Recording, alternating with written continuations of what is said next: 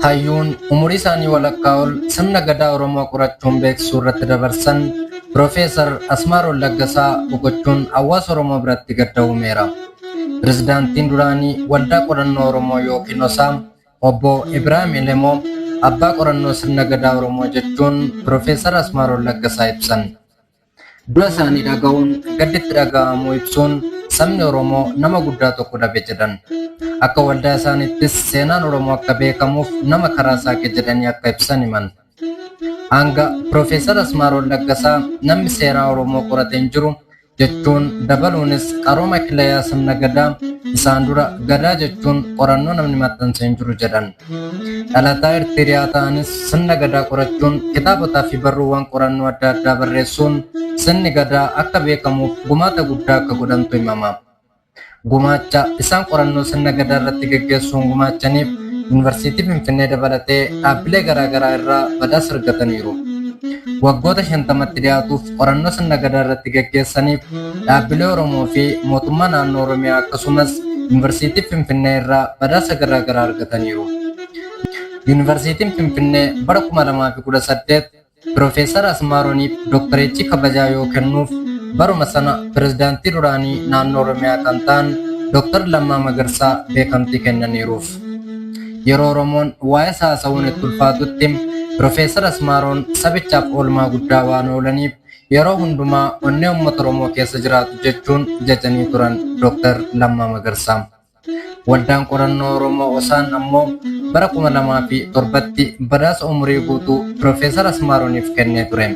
Piroofeesar Asmaaroon qorannoowwan gaggeessaniin akkaataa itti addunyaan ilaalcha hawaasaa fi siyaasa Afrikaa hubatu keessattuu kan Oromoo akka jijjiiramu gochuu keessatti leegaasiin dagatamne kaa'anii akka darbanis ibsee ture. Waldaan qorannoo Oromoo kun bara 1933tti Eertiraatti kan dhalatan Piroofeesar Asmaaroon sanbata darbe amajjii 31 ganna 94tti umurii quufanii boqotan.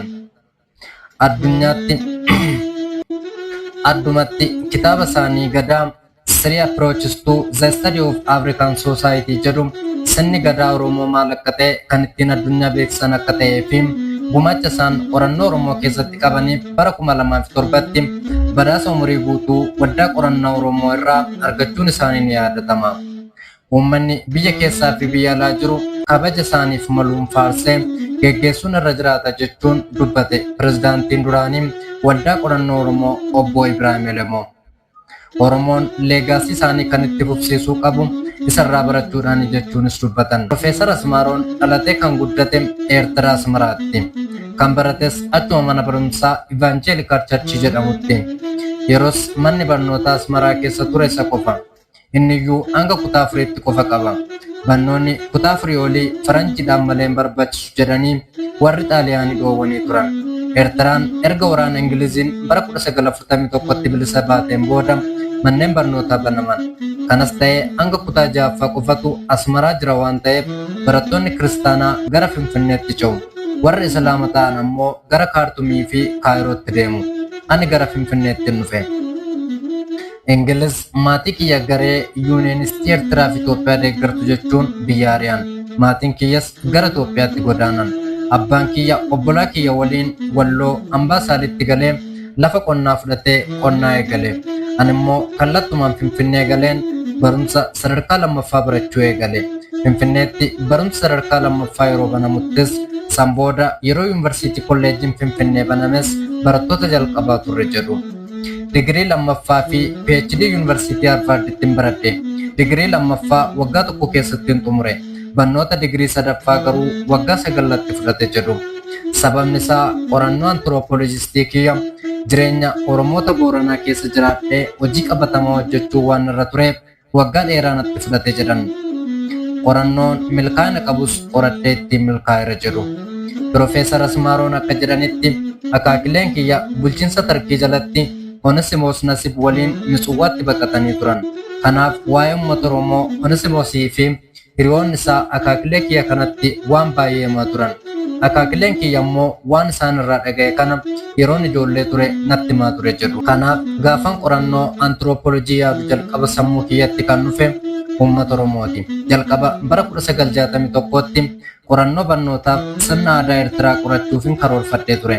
Yeroo sanatti ammoo sochiin siyaasaa Eertiraa keessatti waan jalqabameef ministeerri barnootaa yeroo sanatti haala kamiinuu Eertiraatti akka qorattu siif hin eeyyamu naan jedhu. Bakka biraa garuu bakkan barbaade deemee akkan qorachuu danda'u naaf eeyyaman achii gara Ameerikaattan deebi'e. Mana kitaabaa tokko seenee cinqamee kitaabota waa'ee Afrikaa barreeffaman osoo hin barbaadu dubartiin mana kitaabichaa hojjettu na argitee ati Itoophiyaa irraa kan dhufte jettee na gaafatte. Eeyyeen jedheen yeroo sana Eertiraan qaama Itoophiyaa turte. Dhiyootti kitaaba tokko waa'ee Itoophiyaa irratti kan maxxansine qabna siif haa kennu jettee na gaafatte. Tole jennaan kitaaba Hayyuu Xaaliyaaniin barreeffame kan dhimma Oromoo irratti xiyyeeffatu naaf kennite.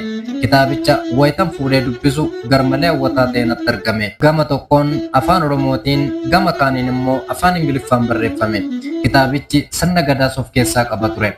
Sana booda inni jalqabeera ani immoo qorannoo kana cimseetti fufuun qaba jedhee murteesse. Haala kanaan waa'een sirna gadaa qorachuu koo eegale jedhu. Waggoota lamaaf karaa Itoophiyaatiin Boorana keessa taa'een qoradhe. Sana booda mootummaan Dargii aangoo waan qabateef deebuu hin dandeenye. Gama Keeniyaatti ce'een waggoota 3 Oromoota Keeniyaa keessa jiraadhe. Waliigala waggoota 5 hawaasa Booranaa keessa jiraadheen sirna gadaa qoradhe jedhu. Boorana keessatti hanni hin jiru wal ajjeesuunis hin jiru. Booranni Boorana tasuma hin ajjeesu. Akkas ta'e argamnaan sirna mudaa muddiitiin adabbiinsaa hammaataadha. Ajjeesuun hafee dhiiga buusuun hin eeyyamamu. Akka Oromoo sabni seera kabaju hin jiru. Itoophiyaadhuma keessa yoo fudhatte saboonni biroo wal ajjeesu Booranni garuu kanan raawwatu. Keessa isaaniitti yakki hin raawwatamu. Diina wajjin yoo waraana jalqaban garuu ni ajjeesu.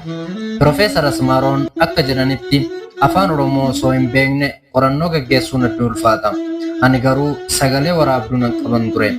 Mucaan afaan naaf hiiku dargaggeessa cimaan Taarii Jaarsoo jedhamu baay'ee na gargaare baay'ee cimaadhalleen. Afaan Oromoo fi afaan Amaaraa akka gaariitti danda'a. Waan ani jedhe hunda hiikeetti naaf hima. Kan isaan deebisan ammoo hiikee natti hima. Sagaleen gara lamaaniitu ni waraabama. Waanan guyyaa waraabaa ol immoo galgala barreeffamatti jijjiiraan bula jedhu. Kun giddoo baayogiraafiidha.